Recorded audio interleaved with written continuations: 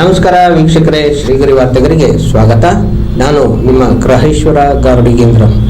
ದಿನಾಂಕ March 5, 2026ರಂದು survey number 4 Kurubarahalli ಸರ್ಕಾರಿ ಜಮೀನಿನ ವಿಷಯವಾಗಿ ಕರ್ತವ್ಯ ಭವನದಲ್ಲಿ ಕೃಷ್ಣರಾಜ ಕ್ಷೇತ್ರದ ಶಾಸಕರಾದ ಶ್ರೀವತ್ಸರವರು ಪತ್ರಿಕಾಗೋಷ್ಠಿ ನಡೆಸಿದರು. ಪತ್ರಿಕಾಗೋಷ್ಠಿಯಲ್ಲಿ ಮಾಜಿ ಶಾಸಕ ಎಲ್ ನಾಗೇಂದ್ರ, ಮಾಜಿ ಮೇಯರ್ ಶಿವಕುಮಾರ್, ಮಹೇಶ್ ರಾಜ ಅರಸ್, ಗೋಪಾಲರಾಜ ಅರಸ್, ಮಕ್ತಾರ್ ಮೋಹನ್ ಮುಂತಾದವರು ಉಪಸ್ಥಿತರಿದ್ದರು. ಮೈಸೂರಿನ ಪ್ರತಿಷ್ಠಿತ ಮತ್ತೆ ಆವಾಗವಾಗ ವಿವಾದಕ್ಕೀಡಾಗ್ತಾ ಇರುವಂಥ ಸರ್ವೆ ನಂಬರ್ 4 ಕುರುಬರಹಳ್ಳಿಯ ವಿಷಯವಾಗಿ ಇವತ್ತೊಂದು ಪತ್ರಿಕಾಗೋಷ್ಠಿಯನ್ನು ಕರೀಬೇಕು ಅಂತೇಳಿ ಬೆಳಗ್ಗೆ ಯೋಚನೆ ಮಾಡಿ ಬೆಳಗ್ಗೆನೇ ತಮ್ಮೆಲ್ಲರ ಜೊತೆನೂ ಈ ಒಂದು ಪತ್ರಿಕಾಗೋಷ್ಠಿಯಲ್ಲಿ ಭಾಗವಹಿಸಿದ್ದೀನಿ. ಈಗಾಗಲೇ ನಮ್ಮೆಲ್ಲರಿಗೂ ಗೊತ್ತಿದೆ, ಕುರುಬರಹಳ್ಳಿ ಸರ್ವೆ ನಂಬರ್ 4 ಅದಕ್ಕೆ ಇರುವಂಥ ವ್ಯಾಜ್ಯಗಳು, ಅದಕ್ಕೆ ಬೇಕಾದಂಥ ರೀತಿಯಲ್ಲಿ ಸರ್ಕಾರದ ತೀರ್ಮಾನಗಳ ಬಗ್ಗೆ ನಾನೇನು ನಿಮ್ಮ ಹತ್ರ ಹೇಳಬೇಕಾದ್ರೆ ತಮ್ಮೆಲ್ಲರಿಗೂ ಗೊತ್ತಿದೆ ಬಂಧುಗಳೇ. ಆದರೆ ಇವತ್ತು ನಡೀತಾ ಇರುವಂಥ ವಿಷಯ ಸರ್ವೆ ನಂಬರ್ 4 ಕುರುಬರಹಳ್ಳಿಯ ಏನು ಆ ಸರ್ವೆ ನಂಬರ್ 4 ಒಳಗೆ ಏನಿದೆ ಅದರಲ್ಲಿ 24 ಎಕರೆ 10 ಕುಂಟೆ 24 ಎಕರೆ 10 ಕುಂಟೆಯ ಜಾಗದ ವಿಷಯವಾಗಿ ನಾನಿವತ್ತು ಪತ್ರಿಕಾಗೋಷ್ಠಿಯನ್ನು ಮಾಡ್ತಾ ಇದ್ದೀನಿ. ಬಂಧುಗಳೇ, 24 ಎಕರೆ 10 ಕುಂಟೆ ಅನ್ನುವಂಥದ್ದು ಭಾಳ ಹಿಂದೆ ಮೈಸೂರಿನ ಮಹಾರಾಜರು ಆಗಿನ ಅವರ GPA ಹೋಲ್ಡ್ರು ಒಬ್ಬರು ರೇವತಿ ಉಚ್ಚಿಲ್ ಅನ್ನುವಂಥವರಿಗೆ 24 ಎಕರೆ 10 ಕುಂಟೆಯ ಜಮೀನನ್ನು ಮಾರಾಟ ಮಾಡಿದ್ದಾರೆ ಅನ್ನುವಂಥದ್ದು ಅವರ ಹಿಂದಿನ ದಾಖಲೆಗಳ ಮೇಲೆ ನೋಡಿದ್ರೆ ಸಿಗುತ್ತೆ. ನಿಮ್ಮ ಹತ್ರ ದಾಖಲೆಗಳನ್ನು ಕೊಟ್ಟಿದ್ದೀನಿ. ಸರ್ಕಾರ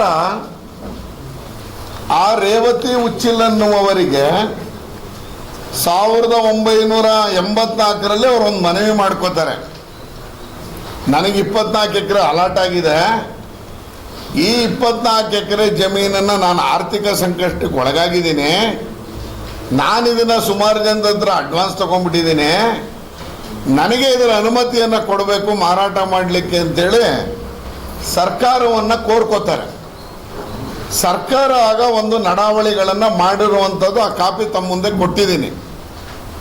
ಅದರಲ್ಲಿ ಅನೇಕ ಅವರ ಮನವಿಗಳನ್ನು ತಿರಸ್ಕರಿಸ್ತಾ ಅವರು ಅದಾದಮೇಲೆ ಕೋರ್ಟ್ಗೆ ಹೋಗಿದ್ದಾರೆ. ಕೋರ್ಟಲ್ಲಿ ಅರ್ಜಿದಾರರನ್ನು ಕರೆಸಿ ಮಾತನಾಡಬೇಕು, ನೀವು ಮಾತನಾಡಿ ಒಂದು ತೀರ್ಮಾನಕ್ಕೆ ಬನ್ನಿ ಅಂತೇಳಿ ಕರ್ನಾಟಕದ ಉಚ್ಚ ನ್ಯಾಯಾಲಯ ಒಂದು ಡೈರೆಕ್ಷನನ್ನು ಕರ್ನಾಟಕ ಸರ್ಕಾರಕ್ಕೆ ಕೊಡುತ್ತೆ.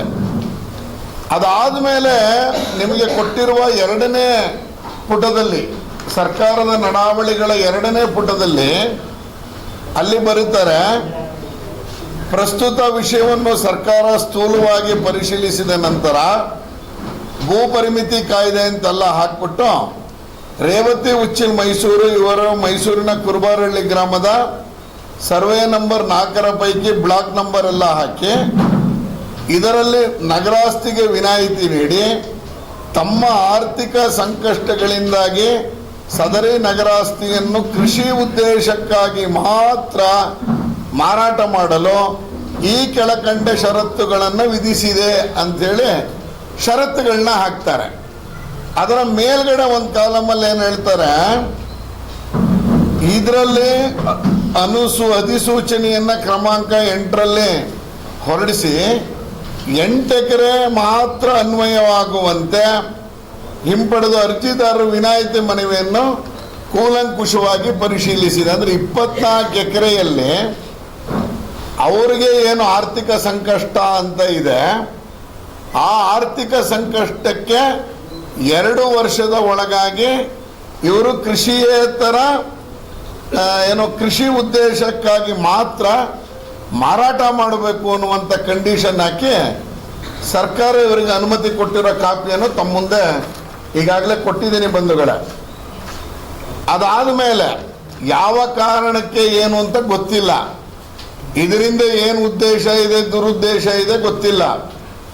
ಮೈಸೂರಿನ ತಹಶೀಲ್ದಾರ್ ಅವರು 4/8/2025 ಅದರ ಕಾಪಿಯನ್ನು ತಮ್ಮ ಹತ್ರ ಕೊಟ್ಟಿದ್ದೀನಿ. ಅದರಲ್ಲಿ ಹೇಳ್ತಾರೆ, ರೇವತಿ ಉಚ್ಚಲಿಗೆ ಸಂಬಂಧಪಟ್ಟಂಗೆ ಕಸ್ಬಾ ಹೋಬಳಿ ಕುರುಬಾರಹಳ್ಳಿ ಗ್ರಾಮದ ಸರ್ವೆ ನಂಬರು ಅಂದಿನ ಸರ್ವೆ ನಂಬರ್ ಎಲ್ಲ ಹಾಕಿ 24 ಎಕರೆ 10 ಕುಂಟೆ ಜಮೀನಿಗೆ ಸಂಬಂಧಿಸಿದಂತೆ ರೇವತಿ ಉಚೇಲ್ ಕೋಮ್ ಮನಮೋಹನ್ ಅವರ ಹೆಸರಿನ ಮುಂದೆ ಅಂತ ಹಾಕಿ 3/8/85ರಂತೆ ಸರ್ಕಾರದ ವಶಕ್ಕೆ ಪಡೆದಿದೆ ಎಂದು 2010-11 ಪಾಣೆಯಲ್ಲಿ ನಮೂದಾಗಿದ್ದು, ಸದರಿ ನಮೂದನ್ನು ಯಥಾಸ್ಥಿತಿ ಮುಂದುವರಿಸಲು RTC ಕಾಲಂ 11ರಲ್ಲಿ ನಮೂದು ಮಾಡುವ ಬಗ್ಗೆ ನಿಯಮಾನುಸಾರ ಕ್ರಮ ವಹಿಸಲು ಸೂಚಿಸಿದೆ ಅಂತೇಳಿ 2025ರಲ್ಲಿ ತಹಶೀಲ್ದಾರರು ಒಂದು ಪತ್ರವನ್ನು ವಿಷಯ ನಿರ್ವಾಹಕರು ಭೂಮಿ ಶಾಖೆಗೆ ಬರೀತಾರೆ. ಅಂದರೆ RTC 11ರ ಕಾಲಮಲ್ಲಿ ಸರ್ಕಾರದ ವಶಕ್ಕೆ ಪಡಿಬೇಕು ಅನ್ನೋದನ್ನ, ಪಡೆದಿದೆ ಅನ್ನೋದನ್ನ ಮೆನ್ಷನ್ ಮಾಡಿ ಅನ್ನುವಂಥದ್ದನ್ನ ಹೇಳ್ತಾರೆ. ಅದಾದ ನಂತರ ಡಿಸೆಂಬರ್ 2025 12/12/2025ಕ್ಕೆ ಯಾವುದು ಸರ್ಕಾರಿಯ ಜಮೀನನ್ನು ವಶಕ್ಕೆ ಪಡ್ಕೊಂಡಿದ್ದಾರೋ ಆ ಜಮೀನಿನ ಬಗ್ಗೆ ಮೈಸೂರಿನ ಸಬ್ ರಿಜಿಸ್ಟ್ರಾರ್ ಆಫೀಸಲ್ಲಿ ಸೇಲ್ ಅಗ್ರಿಮೆಂಟ್ ಆಗಿದೆ. ಸರ್ಕಾರ ಯಾವುದನ್ನ ವಾಪಸ್ ಪಡೆದಿದೆ ಅಂತ ಹೇಳಿದಾರೋ ಅದನ್ನ ವಾಪಸ್ ಪಡೆದಿರುವ ಜಾಗವನ್ನ 10-15 ಜನ ಸೇರಿಕೊಂಡು ಸೇಲ್ ಅಗ್ರಿಮೆಂಟ್ ರಿಜಿಸ್ಟರ್ ಮಾಡಿಕೊಟ್ಟಿದ್ದಾರೆ. ಅಂದ್ರೆ ಯಾವುದು 24 ಎಕರೆ ಅವ್ರದ್ದಲ್ವೋ, ಈಗಾಗಲೇ ಸರ್ಕಾರ ವಶಕ್ಕೆ ಪಡ್ಕೊಂಡಿದೆಯೋ 12/12/2025ರಲ್ಲಿ ಇದಕ್ಕೆ ಸೇಲ್ ಅಗ್ರಿಮೆಂಟ್ ರಿಜಿಸ್ಟರ್ನ ಮಾಡಿಕೊಟ್ಟಿದ್ದಾರೆ. ಹೇಗೆ ಮಾಡಿಕೊಟ್ಟಿದ್ದಾರೆ ಅನ್ನುವಂಥದ್ದನ್ನ ಇದಕ್ಕೆ ಸಂಬಂಧಿಸಿದಂಗೆ ದಾಖಲೆಗಳನ್ನು ತೆಗೆಸಿ ನೋಡ್ಲಾಗೆ ನೋಡಿ. ನಿಮಗೆ ಇನ್ನೊಂದು ಕಾಪಿನೂ ಕೊಟ್ಟಿದ್ದೀನಿ ನಾನು, ನಿಮಗೆ ಕೊಟ್ಟಿರುವ ಇದರಲ್ಲಿ ಮಾರ್ಕು ಮಾಡಿದ್ದೀನಿ. ಇದರಲ್ಲಿ ಸರ್ಕಾರದ ವಶಕ್ಕೆ ಪಡೆದಿದೆ ಅನ್ನುವಂಥದ್ದನ್ನ ಮಾಡಿದ್ದಾರೆ. RTCಲಿ ಯಾವುದೇ ಸಬ್ ರಿಜಿಸ್ಟ್ರಾರ್ ಆಫೀಸಲ್ಲಿ ಯಾವ್ದಾದ್ರು ಸಾಲನೇ ತಗೊಂಡಿದ್ರು ತೋರಿಸುವಂಥ ಜಾಗ ಮೆನ್ಷನ್ ಮಾಡುವಂಥದ್ದನ್ನ ನೋಡಿದಾಗ ಸರ್ಕಾರನೇ ವಶಕ್ಕೆ ಪಡೆದಿದೆ ಅಂತ ನೋಡಿದ ಮೇಲೆಯೋ ಮೈಸೂರಿನ ರಿಜಿಸ್ಟ್ರಾರ್ ಸಬ್ ರಿಜಿಸ್ಟ್ರಾರ್ ಆಫೀಸಲ್ಲಿ ಇದನ್ನ ರಿಜಿಸ್ಟರ್ ಮಾಡಿಕೊಳ್ಳಕ್ಕೆ ಸೇಲ್ ಅಗ್ರಿಮೆಂಟನ್ನು ರಿಜಿಸ್ಟರ್ ಮಾಡಿದ್ದಾರೆ. ಸೇಲ್ ಡೀಡ್ ಆಗಿಲ್ಲ, ಇನ್ನು 6 ತಿಂಗಳು ಇದಕ್ಕೆ ಸಮಯ ಇದೆ ಅಂತ ಅಗ್ರಿಮೆಂಟಲ್ಲಿ ತೋರಿಸಿದ್ದಾರೆ. 40 ಕೋಟಿ ರೂಪಾಯಿಯಿಂದ ಆ ಸೇಲ್ ಅಗ್ರಿಮೆಂಟ್ ರಿಜಿಸ್ಟರ್ ಆಗಿದೆ. 24 ಎಕರೆ ಮೈಸೂರಿನಲ್ಲಿ ಕುರುಬಾರಹಳ್ಳಿ ಸರ್ವೆ ನಂಬರ್ 4ಅಲ್ಲಿ 40 ಕೋಟಿ ವ್ಯವಹಾರ ಅಂತ ತೋರಿಸಿದ್ದಾರೆ. ಇವತ್ತು ಅದಕ್ಕೆ ದುಡ್ಡು ಕಟ್ಟಿದ್ದಾರೆ. ಚಲನೆಲ್ಲ ನಿಮಗೆ ನಾನು ಆಮೇಲೆ ನನ್ನ ಹತ್ರ PDF ಇದೆ, ನಾನು ನಿಮ್ಗೆ ಎಲ್ರಿಗೂ ಅದನ್ನು ಕಳಿಸ್ಕೊಡ್ತೀನಿ ಬಂಧುಗಳ. ಅದು 40 ಕೋಟಿ ರೂಪಾಯಿಯ ವ್ಯಾಪಾರವನ್ನ ಮಾಡಿದ್ದೀವಿ ಅನ್ನುವಂಥ ಸೇಲ್ ಅಗ್ರಿಮೆಂಟ್ ಅನ್ನು ರಿಜಿಸ್ಟರ್ ಮಾಡಿದ್ದಾರೆ. ತಹಶೀಲ್ದಾರ್ ಅದು ಸರ್ಕಾರ ವರ್ಷಕ್ಕೆ ಅಂತ ಹೇಳ್ತಾರೆ. ಹೇಗೆ ಮಾಡ್ತಾರೆ ಹಂಗಾದ್ರೆ ಸಬ್ ರಿಜಿಸ್ಟ್ರಾರ್ ಇದನ್ನ? ಸರ್ಕಾರದ ಅಧಿಕಾರಿಗಳಿಗೆ ಈ ಸರ್ಕಾರದ ಈ ಗೌರ್ಮೆಂಟ್ ಬಗ್ಗೆ ಭಯ ಅನ್ನೋದೇ ಇಲ್ವಾ? ಹಂಗಾದ್ರೆ ಏನ್ ಬೇಕಾದ್ರೂ ಮೈಸೂರಲ್ಲಿ ಮಾಡ್ಬೋದು ಅನ್ನುವಂಥದ್ದನ್ನ ಧೋರಣೆಯನ್ನ ಹೊಂದಿದಾರ. ಮುಖ್ಯಮಂತ್ರಿಗಳ ಬಗ್ಗೆ ಭಯ ಇಲ್ವಾ? ಹಂಗಾದ್ರೆ ಜಿಲ್ಲಾ ಮಂತ್ರಿಗಳ ಬಗ್ಗೆ ಭಯ ಇಲ್ವಾ? ಹಂಗಾದ್ರೆ ಯಾವಾಗ ನೀವು ಅಧಿಕಾರಿಗಳಿಗೆ ಶಿಕ್ಷೆ ಕೊಡೋದನ್ನ ನಿಲ್ಲಿಸಿದಿರ ಈ ಸರ್ಕಾರ ಬಂದ ಮೇಲೆ, ಆ ಕಾರಣಕ್ಕೆ ಇವತ್ತು ಅಧಿಕಾರಿಗಳು ಏನು ಬೇಕಾದ್ರೂ ಮಾರಾಟ ಮಾಡ್ಬೋದು, ಹೇಗೆ ಬೇಕಾದರೂ ಮಾರಾಟ ಮಾಡ್ಬೋದು ಅನ್ನೋದಕ್ಕೆ ಇದೊಂದು ಜ್ವಲಂತ ನಿದರ್ಶನ ಅಂತ ನಾನಾದರೂ ಅನ್ಕೋತೀನಿ. ಇದರ ಹಿನ್ನೆಲೆ ಕೆಣಕೊಳ್ತಾ ಹೋದ್ವಿ ನಾವು. ಇದರ ಹಿನ್ನೆಲೆಯನ್ನು ಹುಡ್ಕೊಳ್ತಾ ಹೋದ್ರೆ ಸಬ್ ರಿಜಿಸ್ಟ್ರಾರ್ಗೆ ಸಂಬಂಧಪಟ್ಟಂಗೆ ಇದೆಲ್ಲ ದಾಖಲೆಗಳನ್ನು ಕೊಟ್ಟು ಅವರು ರಿಜಿಸ್ಟರ್ ಮಾಡ್ಕೊಂಡಿದ್ದಾರೆ ಅನ್ನುವಂಥದ್ದು ಪೂರ್ಣ ಒಂದು 100 ಪೇಜ್ ಇದೆ ಇದರಲ್ಲಿ ನಾವು ಅವ್ರದ್ದು ಎಲ್ಲ ನೋಡಿದ್ರೆ ಅವರಿಗೆ ಕೊಟ್ಟಿರುವುದು ಯಾವುದೋ ಕೋರ್ಟಿನ ಜಡ್ಜ್ಮೆಂಟಿನ ಕಾಪಿಯನ್ನು ಇದರೊಳಗೆ ಹಾಕಿ ಸಬ್ ರಿಜಿಸ್ಟ್ರಾರ್ ಆಫೀಸಲ್ಲಿ ರಿಜಿಸ್ಟರ್ ಮಾಡಿಕೊಡುವಂಥ ಪ್ರಯತ್ನವನ್ನು ಮಾಡಿದ್ದಾರೆ. ಆದರೆ ಇಲ್ಲಿ ಏನು 150 ಪೇಜಿನ ಕೋರ್ಟಿನ ಜಡ್ಜ್ಮೆಂಟ್ ಏನು ಸಬ್ ರಿಜಿಸ್ಟ್ರಾರ್ ಆಫೀಸಿಗೆ ಕೊಟ್ಟಿದ್ದಾರೆ, ಇದು ಹೈಕೋರ್ಟಿನ ಜಡ್ಜ್ಮೆಂಟ್ ಕಾಪಿನ ಅವ್ರನ್ನ ಪ್ರೊಡ್ಯೂಸ್ ಮಾಡಿ ರಿಜಿಸ್ಟರ್ ಮಾಡ್ಕೊಂಡಿದ್ದಾರೆ.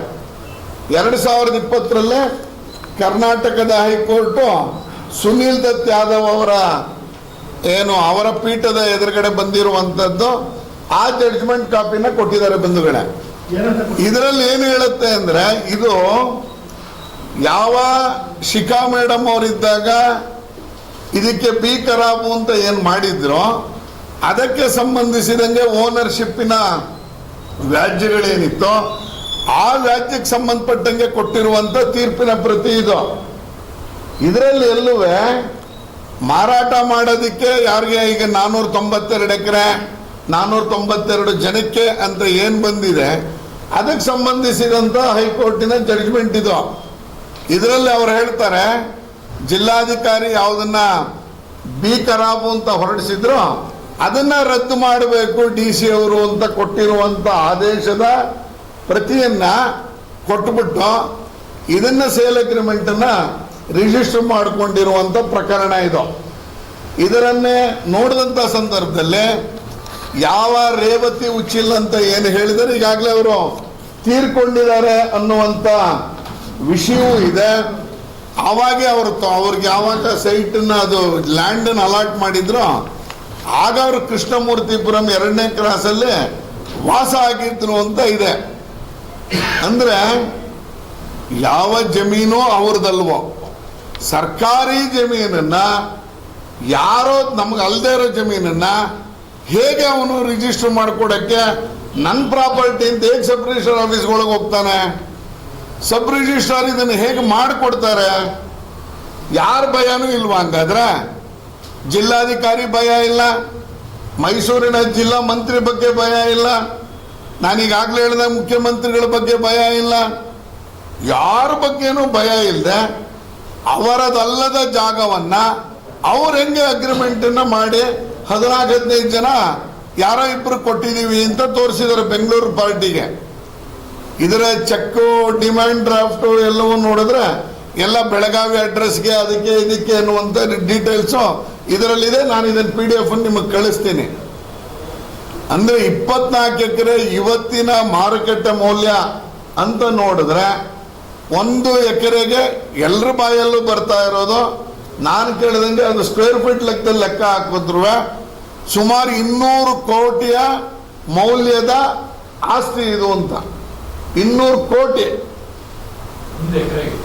ಒಟ್ಟು 24 ಎಕರೆ 10 ಗುಂಟೆಗೆ ಅಷ್ಟು ಜಾಗವನ್ನ ಇವತ್ತು ಮಾರಾಟ ಮಾಡುವ ಮುಖಾಂತರ ಸರ್ಕಾರಕ್ಕೆ ಧೋಖ ಮಾಡಕ್ಕೆ ಹೊರಟಿರುವಂತ ಈ ಅಧಿಕಾರಿಗಳ ನಿರ್ಲಜ್ಜಿತನವನ್ನ ತಮ್ಮ ಮುಂದೆ ಎತ್ತಿ ಹಿಡಿಯುವಂತ ಕೆಲಸವನ್ನ ಮಾಡಿದಿರಿ ಬಂಧುಗಳ. ಮೈಸೂರಿನಲ್ಲಿ ಈ ತರ ಪ್ರಕರಣಗಳು ನಡೀತಾನೇ ಇದೆ. ಇದಕ್ಕೆಲ್ಲಾದ್ರೂ ಇತಿಶ್ರೀ ಹಾಕಬೇಕು. ಸನ್ಮಾನ್ಯ ಮುಖ್ಯಮಂತ್ರಿಗಳ, ನೀವು ಗಟ್ಟಿಯಾಗಿ ನಿಲ್ಲಿಲ್ಲ ಅಂದ್ರೆ, ನೀವು ಅಧಿಕಾರಿಗಳ ಮೇಲೆ ಶಿಸ್ತು ಕ್ರಮವನ್ನ ತಗೊಳ್ಳಿಲ್ಲ ಅಂದ್ರೆ, ಈಗಾಗಲೇ ಮೂಡ ಪ್ರಕರಣವನ್ನ ನೋಡಿದೀವಿ, ಅವತ್ತೇ ತೆಗೆದುಕೊಂಡಿದ್ದಿದ್ರೆ ನಟೇಶ್ ಅಂತವ್ರು ಇಷ್ಟು ಓಡಾಟ ಮಾಡ್ಲಿಕ್ಕೆ ಆಗ್ತಿರ್ಲಿಲ್ಲ.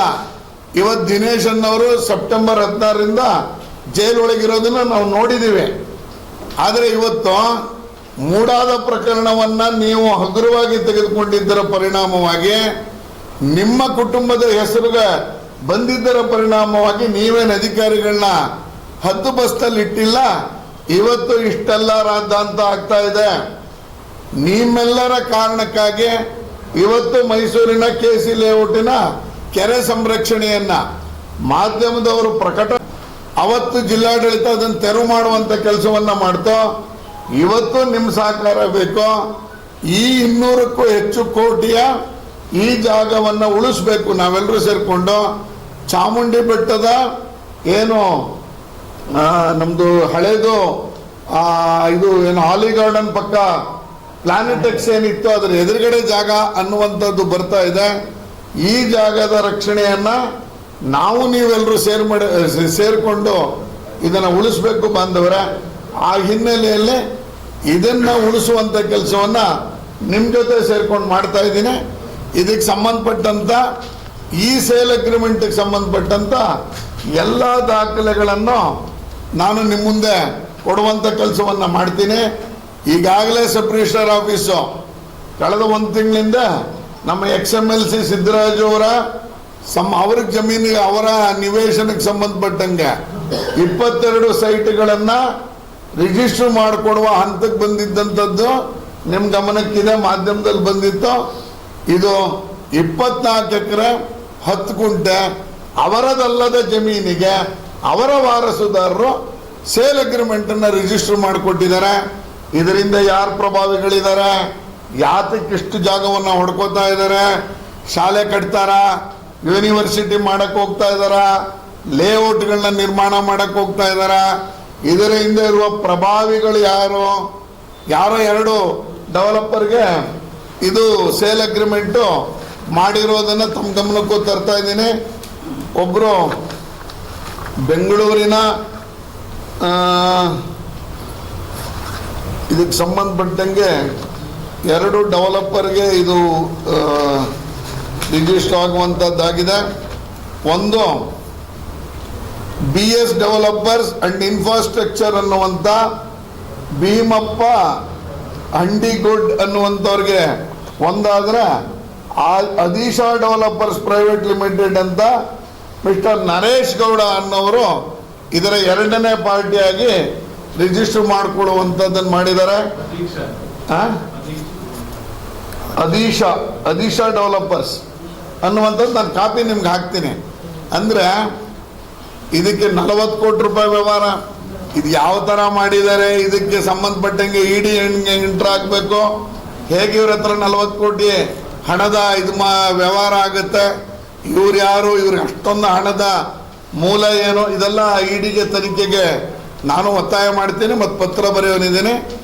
ಈ ಸಂಬಂಧಿಸಿದಂಗೆ ಮಾನ್ಯ ಮುಖ್ಯಮಂತ್ರಿಯವರಿಗೆ, ಉಪಮುಖ್ಯಮಂತ್ರಿಯವರಿಗೆ, ಕಂದಾಯ ಸಚಿವರಿಗೆ ಮತ್ತು ನಗರಾಭಿವೃದ್ಧಿ ಸಚಿವರ ಜೊತೆಗೆ ರಾಜ್ಯದ ಮುಖ್ಯ ಕಾರ್ಯದರ್ಶಿಯವರಿಗೆ ನಾಳೆ ಬಡ್ಜೆಟ್ ಮೀಟಿಂಗಿಗೆ ಹೋಗ್ತಾ ಇರೋ ಕಾರಣಕ್ಕೆ ನಾಳೆ ಅಲ್ಲಿ ದೂರನ್ನು ದಾಖಲಿಸಿ ಇದಕ್ಕೆ ಸಂಬಂಧಪಟ್ಟಂಥ ಯಾರೆಲ್ಲ ಇದರ ಒಳಗಿದ್ದಾರೆ ತನಿಖೆ ಮಾಡಿ ಅವ್ರ ಮೇಲೆ ಕ್ರಿಮಿನಲ್ ಕೇಸ್ ಹಾಕಿ ಇದಕ್ಕೆ ತಹಶೀಲ್ದಾರ್ ಕೊಟ್ಟಿರುವ ಆದೇಶ ತಪ್ಪಿದ್ರೆ ತಹಶೀಲ್ದಾರನ್ನ ಕೇಸ್ ಮಾಡಿ, ಇಲ್ಲ ಸಬ್ ರಿಜಿಸ್ಟ್ರಾರು ಅದನ್ನು ಇಟ್ಕೊಂಡು ರಿಜಿಸ್ಟರ್ ಮಾಡಿಕೊಡುವಂಥ ಕೆಲಸಕ್ಕೆ ಹೋಗಿದ್ರೆ ಸಬ್ ರಿಜಿಸ್ಟ್ರಾರ್ ಮೇಲೆ ಕೇಸ್ ಮಾಡಬೇಕು, ಕ್ರಿಮಿನಲ್ ಕೇಸ್ ದಾಖಲಿಸಬೇಕು, ಅರೆಸ್ಟ್ ಮಾಡಿ ಒಳಗಾಕಬೇಕು. ಮೈಸೂರಿನ ಈ ಒಂದು ಜಾಗದ ರಕ್ಷಣೆ ನಿಮ್ಮೆಲ್ಲರದ್ದು ಆಗಿದೆ ಬಂಧುಗಳ. ಆ ಹಿನ್ನೆಲೆಯಲ್ಲಿ 24 ಎಕರೆಯ 10 ಗುಂಟೆ ಜಮೀನನ್ನು ಉಳಿಸುವಂಥ ಸಂಬಂಧ ಪತ್ರಿಕಾಗೋಷ್ಠಿಯನ್ನು ನಿಮ್ಮ ಜೊತೆ ಹಂಚ್ಕೊಂಡಿದ್ದೀನಿ. ನಮಸ್ಕಾರ. ಮೂಲಕ ಇದು ರಿಜಿಸ್ಟ್ರಾರ್ ಆಫೀಸ್ಗೆ ಹೋದಂಥ ಸಂದರ್ಭದಲ್ಲಿ ದಾಖಲೆಗಳನ್ನು ಪರಿಶೀಲಿಸದೇ ಮಾಡಿದಾರ, ಅಥವಾ ಪರಿಶೀಲಿಸಿಯೂ ಅವರು ಕೊಟ್ಟಿರುವಂಥ ಎಲ್ಲ ಜಡ್ಜ್ಮೆಂಟ್ಗಳನ್ನ ಇಟ್ಕೊಂಡು ಅವ್ರಿಗೇನಾದರೂ ಲೀಗಲ್ ಅಡ್ವೈಸರ್ ಸರಿಗಿಲ್ಲದೆ ಮಾಡ್ಕೊಂಡಿದಾರ. ತಹಶೀಲ್ದಾರ್ ಒಂದು ಪತ್ರ ಸಾಕು ನಮಗೆ.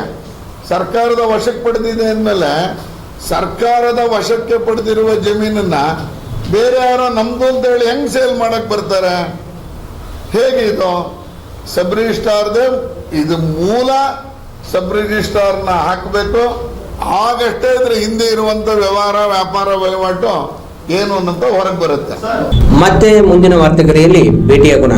ಶ್ರೀಗರಿ, ನಿಮ್ಮ ಮನದಾಳದ ಗರಿ. ನಮಸ್ಕಾರ. ಶ್ರೀಗರಿ, ನಿಮ್ಮ ಮನದಾಳದ ಗರಿ.